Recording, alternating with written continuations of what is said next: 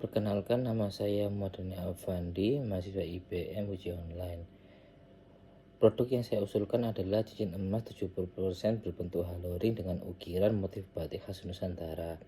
Inovasi ini menggabungkan keagungan desain modern dengan kekayaan budaya tradisional sehingga menciptakan perhiasan yang bukan hanya indah tapi juga syarat makna.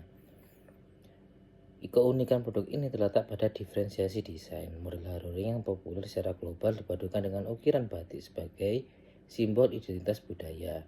Dari sisi bisnis, produk ini mampu menyasar dua pasar sekaligus, domestik yang mencintai batik dan internasional yang mencari cultural luxury jewelry. Strategi entrepreneurship difokuskan pada storytelling, branding, value innovation, serta market positioning di segmen menengah atas. Untuk analisis permintaan, data dari BPS menunjukkan ekspor perhiasan emas Indonesia naik 18,29% pada 2024, sementara impor melonjak lebih dari 70% sebagai proksi tingginya permintaan domestik. Harga emas juga terus naik dari 916.000 per gram di 2023 menjadi 1.757 juta per gram pada kuartal 2 2025. Meski harga naik, segmen premium seremonial cenderung inelastis sehingga tetap kuat menyerap produk.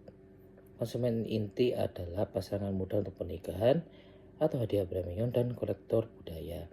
Implikasi manajerial adalah positioning sebagai cultural fine jewelry dengan kombinasi estetika global dan nilai budaya unik.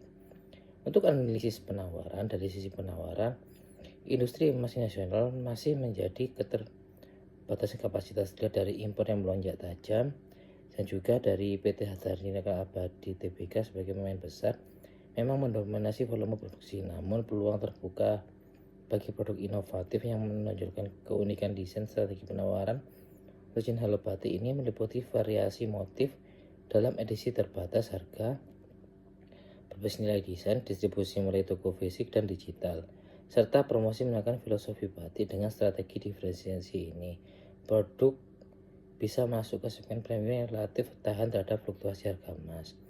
Untuk analisis eksternalitas positifnya, selain keuntungan bisnis, produk ini juga memberikan eksternalitas positif bagi masyarakat. Pertama, memperkuat pelestarian budaya Nusantara dengan menghadirkan motif batik dalam bentuk modern sehingga dikenal lebih luas termasuk di pasar global.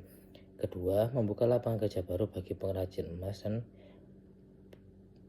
orang yang mendesain batik yang terlibat dalam proses produksi. Yang ketiga, mendorong citra Indonesia sebagai pusat kultural luxury jewelry yang pada kiranya dapat meningkatkan pariwisata dan ekonomi kreatif. Dengan demikian, keberadaan produk ini tidak hanya memberi nilai tambah bagi konsumen tapi juga memberikan manfaat sosial, budaya, dan ekonomi yang lebih luas. Secara keseluruhan, cincin emas 70% bermotif batik bukan hanya perhiasan, tetapi simbol cinta, budaya, dan identitas.